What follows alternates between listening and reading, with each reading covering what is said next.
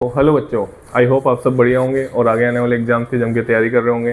तो जैसा कि आप देख रहे हैं कि बोर्ड पे कुछ नहीं है, और जब जब बोर्ड पे कुछ नहीं होता है तो मतलब कुछ बातें मैं आप सभी के लिए लेके आता हूँ। तो आज जो ये वीडियो होने वाली है वो नीट वाले बच्चों के लिए होने वाली है।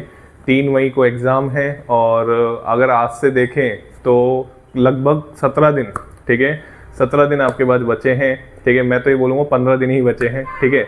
तो मैं आपको कुछ बातें बताना चाहूँगा कि लास्ट टाइम पे क्या करना चाहिए, क्या नहीं करना चाहिए, ठीक है। ऑब्वियसली आपकी मर्जी है, आप फॉलो करें, आपको रिजल्ट अच्छे मिले तो आप उसको फॉलो करें, नहीं तो कोई दिक्कत नहीं है, ठीक है ना। चलिए, तो अगर हम पहले चीज़ की अगर बात करें तो सबसे पहला तो जो हमारे जो टेस्ट पेपर तुम जहाँ पे भी दे रहे होंगे, ठीक है, उसमें क्या होता है, नंबर है ना फ्लक्चुएट होते हैं, ठीक है। कई बार नंबर आपके बहुत ज़्यादा आ जाते हैं, कई बार नंबर आपके बहुत कम आ जाते हैं आपकी एक्सपेक्टेशन के अकॉर्डिंग, ठीक है।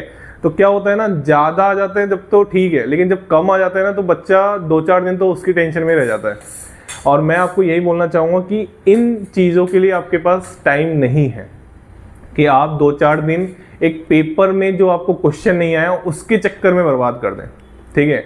ये नीट का पेपर है, 180 क्वेश्चन आते हैं, ठीक है। 1 मिनट में आपको एक क्वेश्चन करना है। अगर हम एवरेज बिल्कुल 1 मिनट में आपको क्या करना है, एक क्वेश्चन।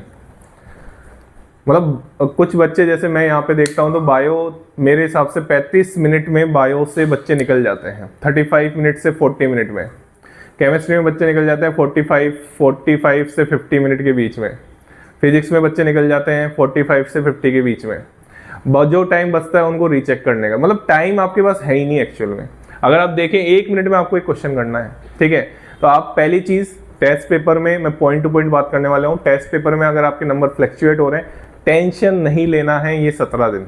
क्लियर हो गई बात, ठीक है। चलिए, दूसरी चीज़ की अगर मैं बात करूँ कि कंपैरिजन, ठीक है, कंपेयर नहीं करना है, ठीक है। मैं फिर से बोल रहा हूँ, जो अभी हमारे नंबर्स आ रहे हैं या हम कौन सी रैंक पे आ रहे हैं, कहीं भी आप मान लो हजारों बच्चों में पेपर दे रहे हो सकता है लाखों बच्चों में पेपर दे रहे हो, ठीक है। वैसे तो मुश्किल है किसी कोचिंग में लाखों बच्चे, ठीक है, तो हजारों बच्चों में आप दे रहे हो तो आपकी रैंक मान लो बहुत कम आ रही, टेंशन नहीं लेना है। मैं फिर से यही, टेंशन नहीं लेना है, आराम से आपको कूल रह के अगले पेपर की प्रिपरेशन करनी है। हो सकता है हर एक दिन में बच्चा पेपर कर रहा हो या हर अल्टरनेट पेपर कर रहा हो, तो मैं उनको यही बोलूँगा कि ज़्यादा पेपर देने से बढ़िया पेपर का एनालिसिस इंपॉर्टेंट है।